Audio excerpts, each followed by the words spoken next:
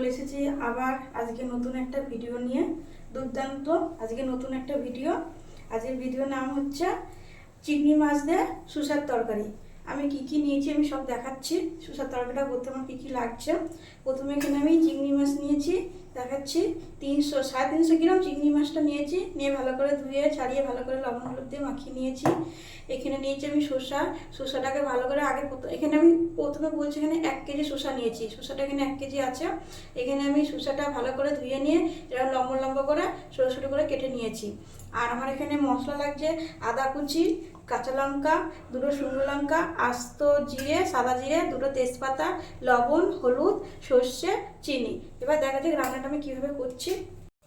প্রথমে গ্যাসটা ধরিয়ে কড়াইটা বসিয়ে দিলাম। এরপর এই কুচনা শসাটা আমি কড়াইয়ে দিয়ে দেবো।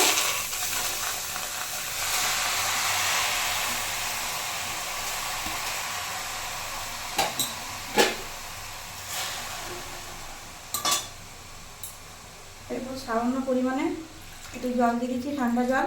একটু ভাবিয়ে নেবো শসাটা আমি। শসাটা না ভাবলে একটু গন্ধ বেরোবে, তার জন্য হালকা করে একটু ভাবিয়ে নেবো।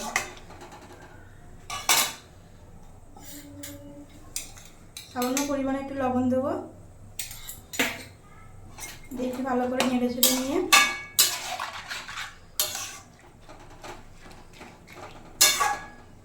ঢাকা দিয়ে দেবো। ঢাকা দিয়ে দিলাম। 15 মিনিট মতন একটু হোক, তারপরে আমি এসে ঢাকনিটা খুলছি।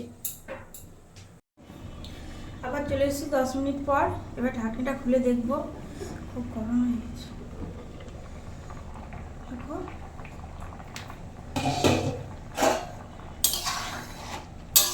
আমার শসাটা সেদ্ধ হয়ে গেছে। প্রায় বেশি সেদ্ধ করবো না, এই যে দেখে বুঝতে পারছে সেদ্ধ হয়ে গেছে ভাবো না। এবার আমি একটা ঝুড়িতে এই জলটা ফুটে নেব। কড়াইটা আমি ধুয়ে বসিয়ে দিয়েছি।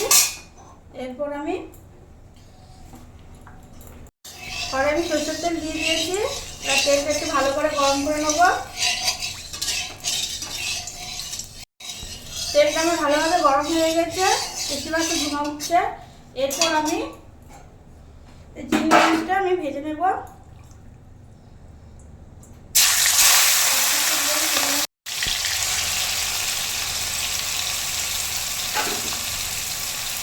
মাছটা এবার আমি একটু ভেজে নেবো, বেশি ভাজবো না, হালকা করে ভাজবো। এরপর আমি মিক্সারে এই মশলাটা আমি করে নেব।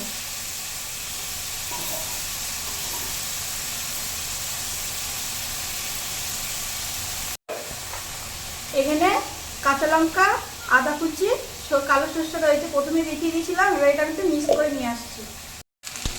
আমার চিংড়ি মাছটা ভাজা হয়ে গেছে, বেশি ভাজিনি, হালকা করে ভেজে নিয়েছি। এরপর আমি এটা প্লেটে তুলে নেব। একটু তুলে নেবো একটু প্লেটে। এই যে আমার চিংড়ি মাছটা ভাজা হয়ে গেছে, আমি তুলে নিলাম।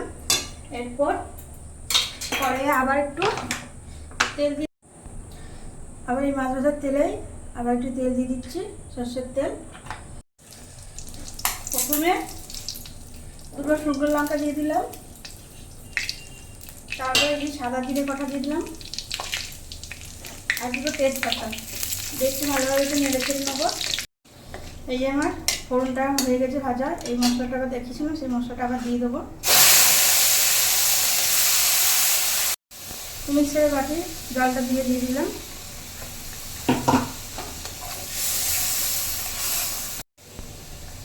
স্বাদ মতন লবণ দেব,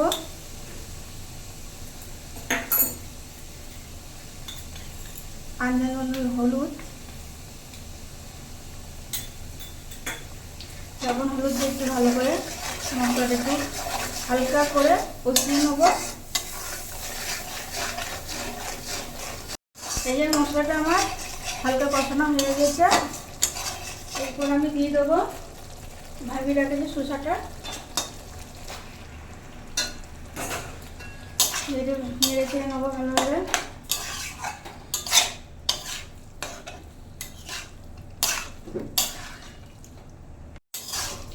এই যে আমার তরকারিটা কত সুন্দর হচ্ছে, দেখতেই তো পাচ্ছেন।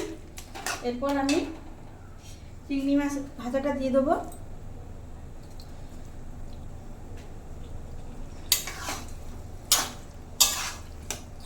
চিংড়ি মাছ ভেজা দিয়ে এবার আমি ভালোভাবে মিক্স করে নাড়িয়ে চেড়ে নেব।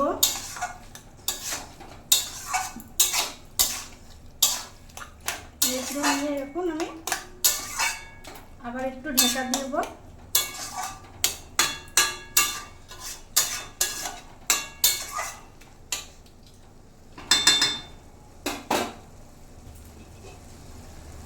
আবার একটু ঢাকা দিচ্ছি 5 মিনিট মতন ঢাকা দেবো, তারপর আবার তুলবো আমি 5 মিনিট পর।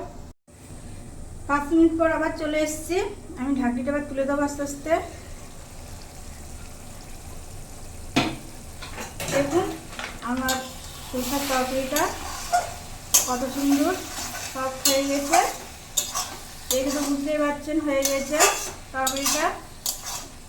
চিংড়ি মাছ দিয়ে শসা এইভাবে রান্না করলে এত সুন্দর টেস্টি লাগবে খেতে, একবার করে রান্না করে খেলেই বুঝতে পারবেন। এরপর আমি দিয়ে দেবো সামান্য পরিমাণে চিনি। চিনিটা দেওয়ার পর একটু ভালোভাবে নেড়ে চেড়ে নেব।